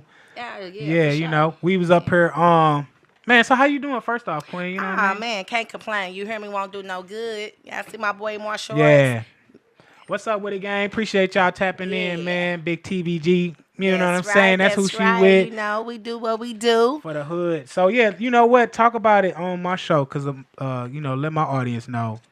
You know, about which part? About TBG, who y'all do, who y'all be. Okay, You know? TBG stands for True Bad Girls. That's my nonprofit organization. We have been active around our St. Louis community for the last 10 years now, doing some of everything. Whatever come to mind, we put into play. Our biggest project is sponsoring less fortunate high school seniors to their prom. We alternate from city school to county school, female to male, and we do it to see them smiles. You know what I'm saying? Yeah. We have we have actually made and donated Easter baskets to places like Annie Malone, Cardinal Glennon for kids, children's. We adopt families for Christmas. We have even adopted a nursing home for Christmas before. We just do a number of things. This past July, we had our second annual college supply giveaway. So we've been doing that. That's what's up. People don't think about the college kids shit. They need help too. You hear me? Man, okay. And we even put them a little package of condoms and Plan Bs together. We don't want them to come back with Man, shit no, but come- a degree. okay. Like straight up. You heard me? Come back with a bachelor's, not a bastard. Hey, you feel me? Okay. What you said, Marshall? Straight up, you know what I'm saying, man? God for damn, real. bro. That's what we. Nah, that's funny. Yeah, we was Well, you kind of came in at the tail end. We was talking about a lot for real. Straight. But yeah, we was talking about the music and arts festival, music at the intersection. I don't know. I didn't get a chance to go down there. Hey. I wanted to. Me and Justo talked about it, but I don't know. It was something else going on today. Oh, Slim birthday. Oh, okay, yeah. Slim birthday party. So Oh, yeah. I had to go home and get ready for that. Yeah. No, I heard that. No, it was dope. I went to go see various artists. I was giving my reaction on a few of them. Lil Durk, that's who was. I just played his music. Okay, yeah, that he was nice. performed. That was Yeah, nice. oh yeah, he a dope artist. Okay. He was down there. He performed. Brandon Michael Lewis, I played a couple of his songs too. Okay. Another dope artist that performed, had his own set. L Train, another great artist. Hey, St. Louis dope as fuck for I'm real. Like telling straight you. up. People don't even know. It's a lot of dope ass artists, entertainers here right in our own city. Like Yeah. straight up. And then everybody was talking about ain't shit to do. It's plenty to do. No, It's plenty to do. it's so Every much to weekend, do. I be like, if I'm off work, I'm like, damn, I want to go to this, but this going on too. I want to go to this, but this going on. I'm telling you, like last weekend, we had Patti you gotta pick LaBelle and come choose your in. battles. We had Patti LaBelle. We had Leon Hey, Thomas that Cuzzy. came in, and then so we saw a little bit of them play. Okay. But before that, me and my girl, we went to a festival out there in Kirkwood, Okay. and they had some shit that took you back in the olden days and stuff. So they Really? was lighting like cannon fires and show. Now, where was that? This was in Kirkwood. It was like some festival in Kirkwood. They was doing metal shops, so they was like actually making artwork with pieces of silver. Oh, wow. Dude made a spoon like right there. You know what I'm saying? Like in Yeah. old times and shit. Oh, wow. Yes. I bet that was dope to see. It was dope. I like history and old Yeah, shit like yeah, that. yeah. Another dude, he caught like deer skin. So he was out there cleaning the skin and Oh, shit. all the real shit that you do like with the Okay. deer skin. I'm like, damn. Like it was dope. And then it's learning. You know what I'm Yeah, saying? It's, hey, like they say, learn something new every day. every day. Every day you got a chance to learn something new. But this weekend it's the Kite Festival. I think this is the 19th year or the 20-something year. Okay. Yeah, they doing the Kite Festival. That's on the 19th. I think today's the 19th, right? So they Yeah, today is yeah. 19. Yeah. So I think tonight is when they gonna be lighting up. Have you ever been down there I mean, not the Kite No, Festival, but you the talking balloon about race. the balloon. The balloon race. Yeah. Have you ever been to the Nah. lighting of the balloon? No. Man. It be too much grass, too many bugs. I am. Just Yeah. I don't do the what is it on Thursdays? The What's that? in the park, Oh, the concerts and stuff. yeah. I don't go down there for none of that because it be too much grass, the mosquitoes. I swell up. Oh yeah. From bites. I hate Man. it. Like people been going camping a lot this past summer. I would never. Hey, I'm gonna tell you them things. It look dope. It look fun. Hey, but it looked fun as hell. I would never. Yeah, I can't. I do saw it. the shit out there. They had some Too many insects. the I'm way they allergic to had their everything. camping gear out there. It was like they had an outside living room set, like a portable living room set. Oh, okay. Like a little table you can fold In the with your tent? drinks. Like in a little tent. Like you know how like if we was sitting out on the porch, you Yeah. bring a little chair, they had a bring their own chair, collapsible table, wine cooler in in the Chicago, that's how the homeless be straight living for real. Like last time I was in Chirac, Yeah. man, they had big ass tents like where on the where the trains be at though, up there, and you will see like a straight whole bedroom sitting inside the tent, living like straight living quarters, and like damn, they homeless living dope for real. Like that's crazy. Hey, got big city, got to do it. You know what I'm saying? They got to do it big in the city. Hey, I guess so. That's crazy though. Man, that's crazy. Yeah. So You know who I want to talk to? I want to talk to one of these state representatives. That's who I want to talk to, because they steady bullshitting about this Rams money. I'm a firm believer that they already doing what the hell they want to do with their Rams money. Look at all the dumbass shit they doing on the streets. All these extra mediums and 3 times as big speed bumps and shit. That shit costs money, and they doing it from downtown to county. Yep. All around. So where y'all think they getting that money from? They know what they doing with their Rams money, but they steady want to push it off and push it off and push it off, thinking the people gonna forget that y'all need to do something with their money. They ain't did shit for the homeless. You know what I'm saying? All that shit they said they was gonna do, what happened? Nah, you know I agree. They been having that money for too long. It's like this like the 5th year. You know what I'm saying? So how y'all still undecided? Y'all on y'all second mayor with the money. How they still undecided what they gonna do with the money? Right. Because I believe most of that money went towards that soccer stadium too. I don't care what nobody say. Oh yeah. You know, they already been doing what they want to do with that money. Yeah, that money you know that money probably been gone. Yeah. And It's damn near gone. Yeah, Even you know if it what I mean? ain't been, it's damn near gone. It's probably because gone. that's why they doing all this crazy shit. You know what I'm saying? Extending the sidewalks. For what? Right. Make everything 2 ways down to a 1 way. Right. I mean, on 1 lane, 2 lanes down on 1 lane, 3 lanes down to 2 lanes. Like, that's not going to stop anything. Yeah, but that's because they don't want us to drive no more. The city plan, they want to start putting links, little metro links. That's why they got giving us them roundabouts and shit. Yeah, because that's what it's going to end up being. They slowly doing this shit, but that's what they doing with their money. They ain't doing nothing they said they was going to do with the money, and they definitely need to let the people decide. No, they don't give a damn that's about the people. That's why I want to talk to one of these representatives. You know what I'm saying? Like, straight up. Get them on. I'm talking to, what's her name? Tashara. Tashara Jones? Yeah, she open with, she be having a lot to say on the book. So, I was just finna say, whatchamacallit be going back and forth with her all the time. You know what I'm saying? Let's talk about it. Like, for real. Yeah. Whatchamacallit be going back and forth with Terrence I got it. They be going back and forth. And because she made an idiotic comment about that house explosion in Florissant anyway. You know what I'm saying? Oh, that's what she made a comment about that? Yeah, talking about it could have been meth. It must have been meth. Like, bitch, why would you even say some shit like that? Yeah. Like, why would you, as a black woman, period, you know what I'm saying? Why would you even make that comment, you know what I'm saying, about another black family? Come on now. It's not likely you hear about black folks having meth labs anyway. Exactly. So why would you even say that, especially in that type of neighborhood? You know what I'm saying? It's mostly older people over there anyway. Man, you think they ain't going to smell that meth cooking and stuff? You talking about, well, people was already thinking it, no matter if they was thinking it or not. Why would you be the person to make that statement? Ex-black especially mayor. being a person in your position. I mean, she doesn't hold a position anymore, but right. still. Who she was. Like, that's what I was thinking when I saw the thing. I'm like, dang, how is you going to be a person in your position, ex-mayor, whatever you want to call yourself, and then you straight going in on somebody on Facebook? Very unprofessional. And then for that to be the comment too, it don't do nothing but just make us look bad, man, every time, man. I swear to God, bro. But you know what? It's fine. God rewards those and, punish others. Oh, yeah. And you know what I mean? She ain't do a good job as mayor. Anyway, okay, let's put it out there. Respectfully, I'm just... Hey, for real. But you know what? I'm a firm believer that a person is who they are. You know what I'm saying? I mean, if you still that ghetto hood bitch, whatever, okay, be that. But show that you should have been showing it. Though. Right. Because... you should have chumped some shit like Chump do. You know what I'm saying? Right. Like, you should have been pulling all angles and shit out the bag. You know what I'm saying? Getting some shit done. Even if it was just in her neighborhood where she from. You ain't did shit. Man, because, you ain't did shit. Hey, like, that shit crazy.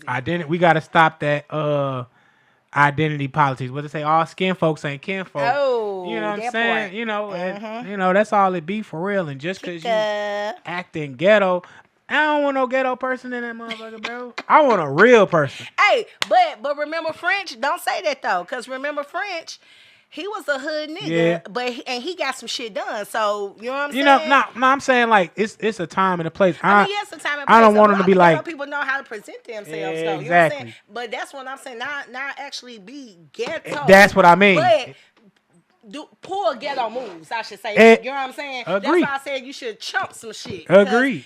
Trump don't give a fuck what they tell him, what he can't do, what he not gonna do. He pulling all motherfucking punches and not giving a fuck. He gonna Why? find a Because way. he is the motherfucking president. And he say it's my way or the motherfucking highway. I can't stand it, but hey, I ain't gonna lie. He the most gangster ass president we would ever see. Like straight up. You know what I'm saying? He the most gangster president we would ever see. But because he do what the fuck he want. As he should. You're the president. He doing the shit that I wanted Obama to do. Like, come on, man. Like, especially during that last term. Yep. Should have been doing whatever the fuck. Exactly. Pulling all punches, all uppercuts on that ass. Like, straight up. Yeah, man. You know, it's a slippery slope, goddamn me. You know what I mean? But I wish more of our people would, I don't know. I wish more of our people kind of get involved in the politics scene and really see what the hell's going on and shit, man. And, you know, and stop just voting for a motherfucker just because they black, man. Like, we gotta stop that stuff because it's gotten us nowhere. Like you said with Obama, we voted for Obama. Black man ain't do nothing for black people. Now, if you gay and black, congratulations. You know what I'm saying? Congratulations. But you know what I'm saying? But to be honest, we didn't advance nowhere. And the brother even said out his mouth that he wasn't trying to advance us, you know. And I know people going to turn around, what is Trump done or doing for us, you know what I'm saying? Correction, his name is Chump. Chump. I mean, his name Trump. I'm being respectful. This CNC, so we got to be respectful of people. You know, what I am. I'm going to be respectful because I voted for him. I don't got no problem with him, you know what I'm saying?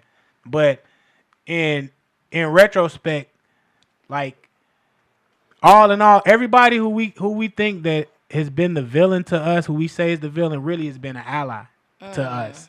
And they keep, sense, I see that. You know what I mean? Like, they really have been pulling the wool over our heads for a very long time, and I think we got to come back to it. Like, I don't know. I talked about it earlier. I don't know what your thought on Charlie Kirk, but I really don't have any thoughts. It's honestly. okay. I really don't. It's like, you know, because you can look at this in a whole lot of angles. You know what I'm saying? I'm the type of person where I analyze some of everything. So, you know, you can. That's why I really don't have any words because it's like that could have came from anywhere. Yeah. Anywhere. Well, yeah, you know what I'm saying? That's what I'm saying. Like, it's up in there. Like, it's crazy, man. It's crazy. I think a lot of stuff I think a lot of things get taken out of context. Yeah. And if you don't listen to the full story or the full thing, you're gonna take what you can take from it. You know what I'm saying? If you just came in at the end of this conversation and I said, fuck you, nigga, you're gonna be like, why did you let Therese talk to you like that? Right, you know what I'm saying? And it's just like, no, you didn't. And then they'd be saying, oh, yeah, because he went off on her, put on blast, you on know, the podcast and shit. You know what I'm saying? Right. He was real disrespectful to her. You know. Like that. And it's like, that's how you saw. Roll it back.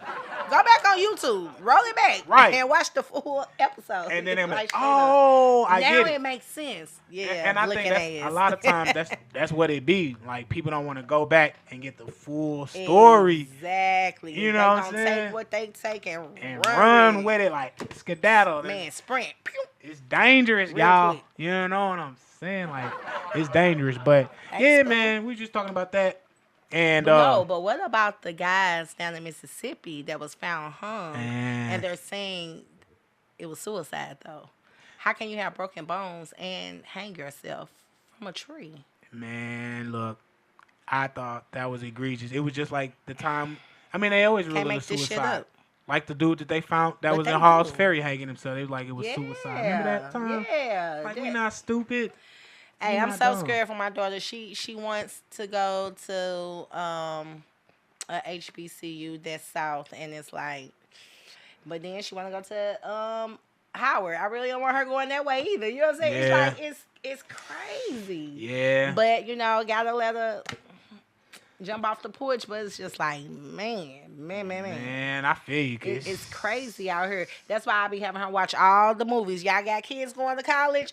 Girl, boy, hey, have them watch Abducted from a HBCU. Tasha from Power actually stars in there. It's a real good movie too. It's on Netflix. Okay. Abducted from prom. Like I be making my baby watch all this shit because It can they happen. need to know. And this shit happens. Then nobody pull this shit out their ass. Yeah, it's some creative writers, but most of this shit that we watching has Man, happened come on. somewhere to Come somebody. on. Like for real. You know what I'm saying? Definitely. Like definitely. So it's like I'm just scared, and that's my only child. You know what I'm saying? Yeah. Look, she got senior pack, and I'm just like tearing up every time I try to look at it. Like I don't even want to look at this shit. Like damn, what I'm about to do with myself, y'all? But you know what? A lot of people Hey, tell baby me mama. though, it's like when people from St. Louis, like we was born with our head on our swivel here. So it's like I think we just got a different. Cause my homegirl tell me all the time when she moved from here to Atlanta, our sophomore year, and she was like, man, the different type of breed that she was as a woman versus the other woman. She was like, man, I'm always looking over my shoulder because that's just who I was and how I am, you know. And I just think Yeah. like. It's fucked up. Our environment got us like that, so I don't think we gonna go for the okie doke. Shit, hell, that's just like Final Destination. Motherfuckers that came up on their first Final Destination.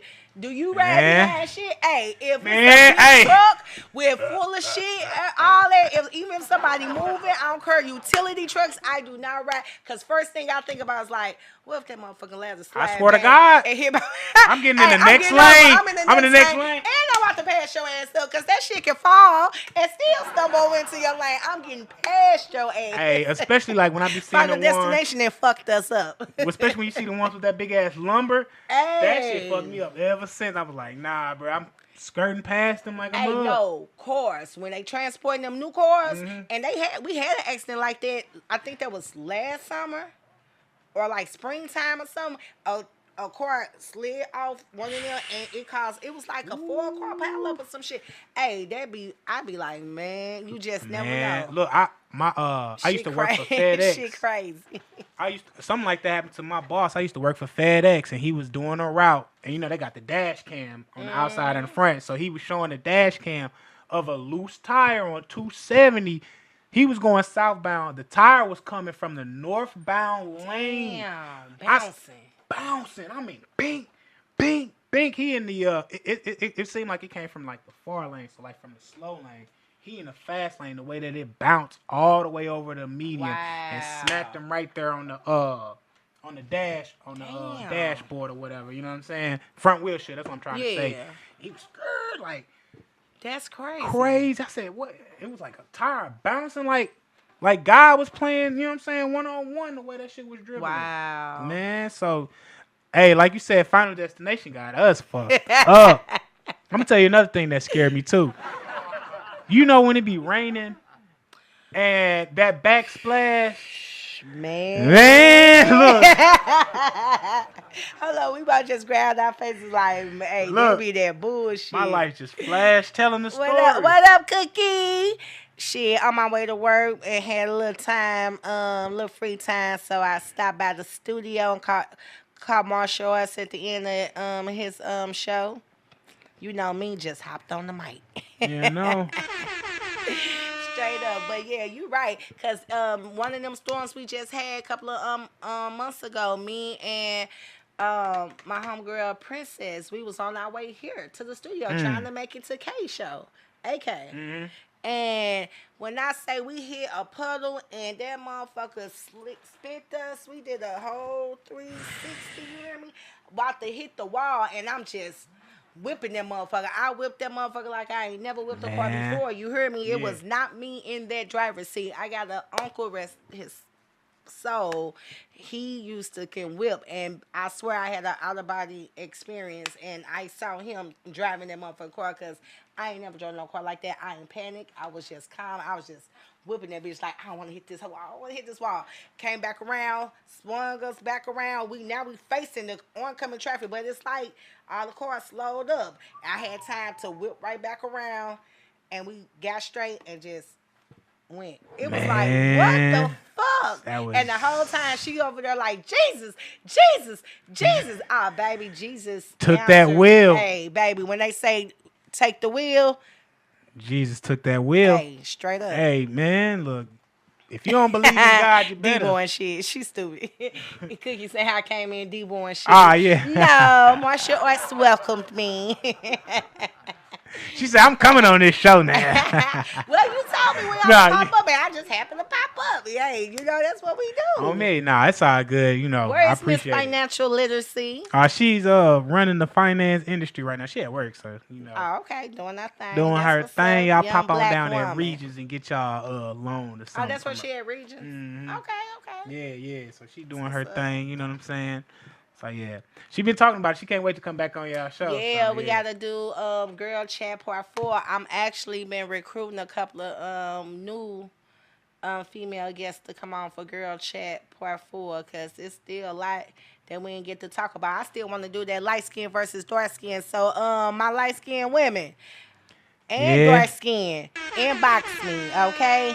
Inbox one of my other co-hosts that you may know, Cookie or CC, if you want to come and be on the panel when we discuss that stigma of light-skinned chicks versus dark-skinned chicks. It's something to talk about. You know it definitely is. Because it's like, why is there an unwritten rule that we got a dark skin, got a problem with light skin. Mm-hmm. You know what I'm saying? And I'm even gonna throw a couple of brothers in there. Guys, if you want to come on, MarshallArtz, you want to join us, cause we want to know like why do some you guys that only prefer light skin or you quick to grow after the light skin? Hey, come on there, talk about it.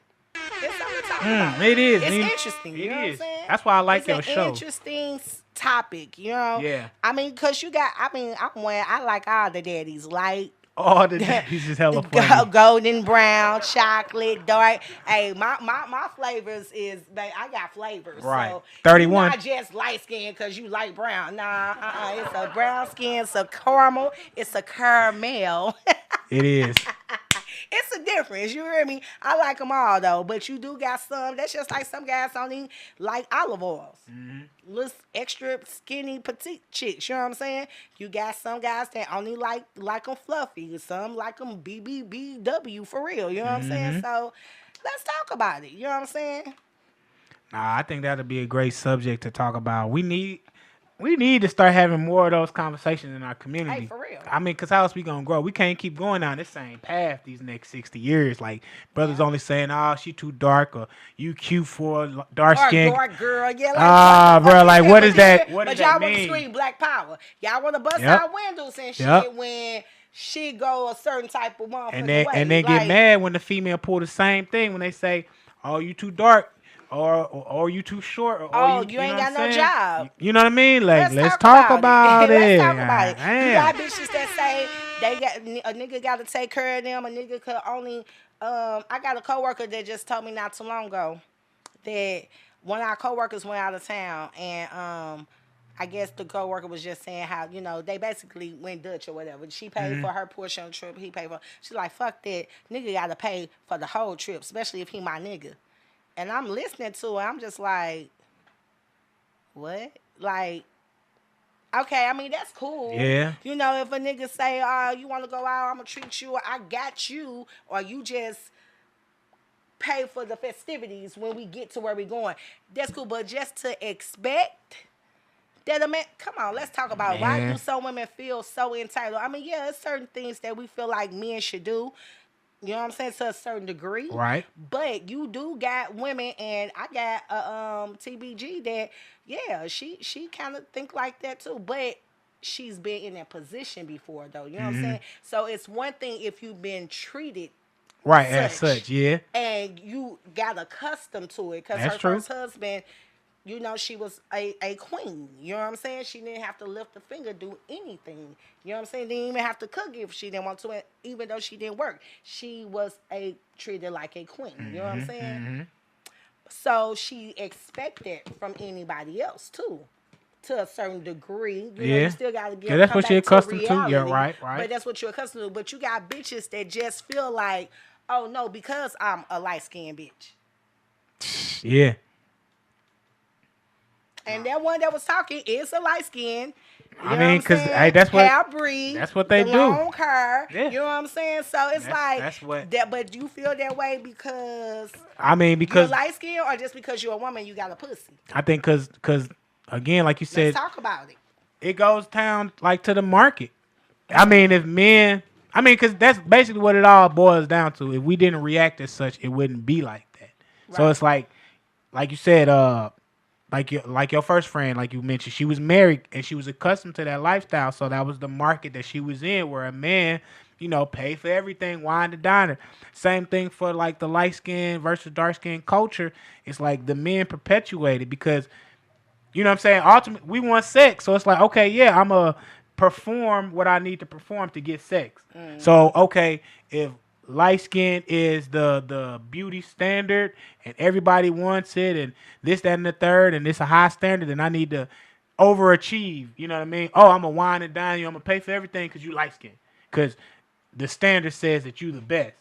But a dark skinned person is like, well, the standard says that you whatever, so you can just take whatever as it say. Now, please, in your chat, don't take this as my words personally. You know what I'm saying?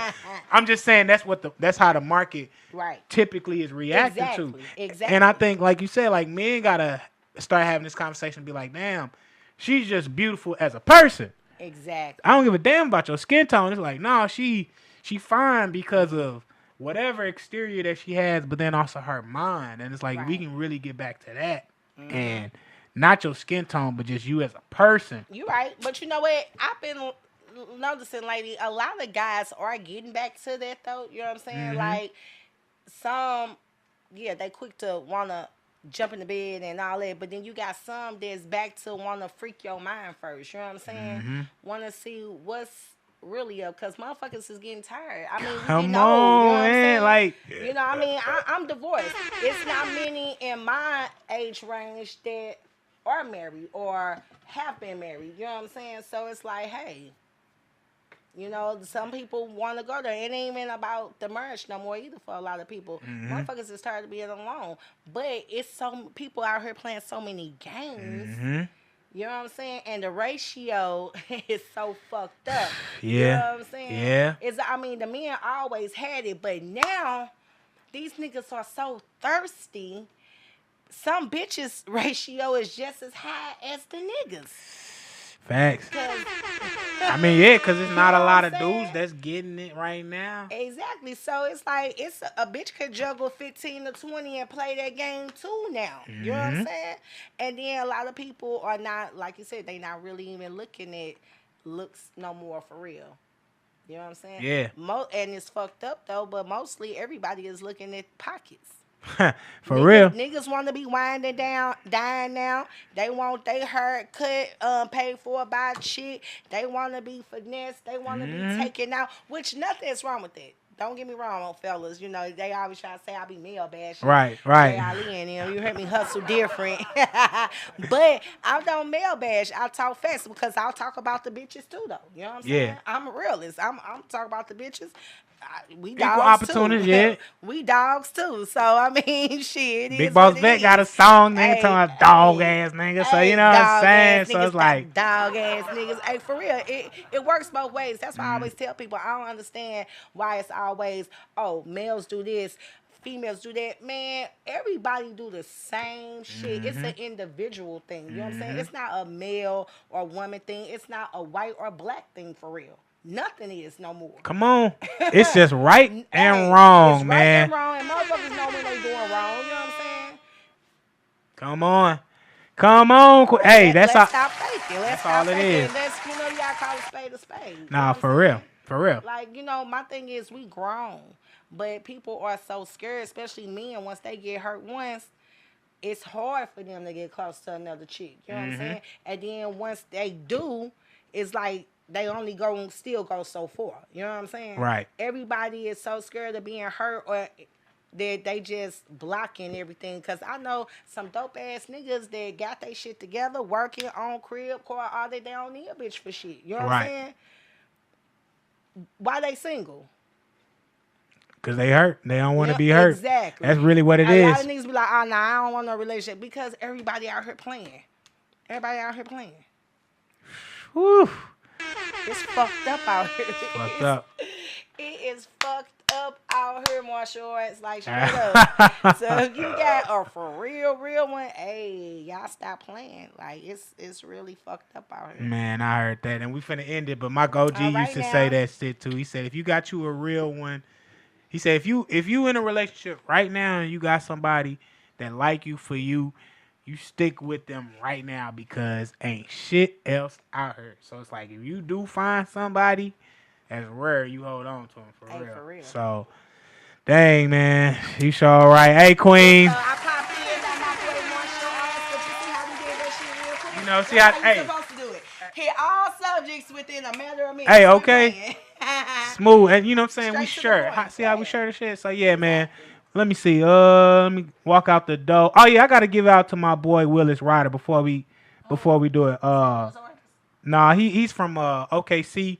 He was on my show a couple weeks ago. But he opened up for Chief Grizzly this past weekend. So I got to shout my guy out. But he worked with Tarboy, local producer here and shit like that. So, yeah. So, yeah, Willis, bro, I got to get this one out to you, man. I fucks with this track. This, that Get Back. Cartunes and Cuts. Let's get it, my guy. Look at this. Yeah, get your get back. Yeah, there's no way she's never coming back, and that's it. It's not grand, you know what I'm saying? It's not grand. It's not grand. Not mans with me, don't need one call them fam. Living my life on the movie set, I swear this way bigger than the gram. Just got a bag, I'm recording. Put it on wax, we touring. Big glass bottle, we pouring. IG model, gorgeous. Go to the top, go to the charts. I'm finna slide like we at the park. What's your zodiac sign? Gotta make sure we match. Cause you know I'm a star. Wanna get with me, wanna ride on me. Come get in my car. Pushing it past my limits, biz unfinished. Know we finna go far. Yeah. They wanna know if I meant that. Yeah, this might get back. They wanna know if I meant that. Yeah, this might get back. She wanna know if I meant that. Yeah, this might lick back. You wanna know if I meant that? Yeah, give me my back. Roller coaster, all these highs and lows. In my life, I heard so many no's. I kept flowing, spent my time on the road. I kept going, no time for these. Still growing, still live by the code. A big moment, it's the life that I chose. Hulk Hogan, how I come off the ropes. Raw talent, I don't stand up and joke. Raw talent, I don't stand up and joke. Oh, state, yeah, she finna get. Oh, state, yeah, she finna get. Big blunts, I ain't doing no. They wanna know if I meant that. Yeah, this might get back. They wanna know if I meant that. Yeah, this might get back. She wanna know if I meant that. Yeah, this might lick back. You wanna know if I meant that? Yeah, give me my back. It's not grand. Not mans with me, don't need one call them fam. Living my life on the movie set, I swear this way bigger than the gram. Just got a bag, I'm recording. Put it on wax, we touring. Big glass bottle, we pouring. IG model, gorgeous. Go to the top, go to the charts. I'm finna slide like we at the park. What's your zodiac sign? Gotta make sure we match. Cause you know I'm a star. Wanna get with me, wanna ride on me. Come get in my car. Pushing it past my limits, biz unfinished. Know we finna go far. Yeah.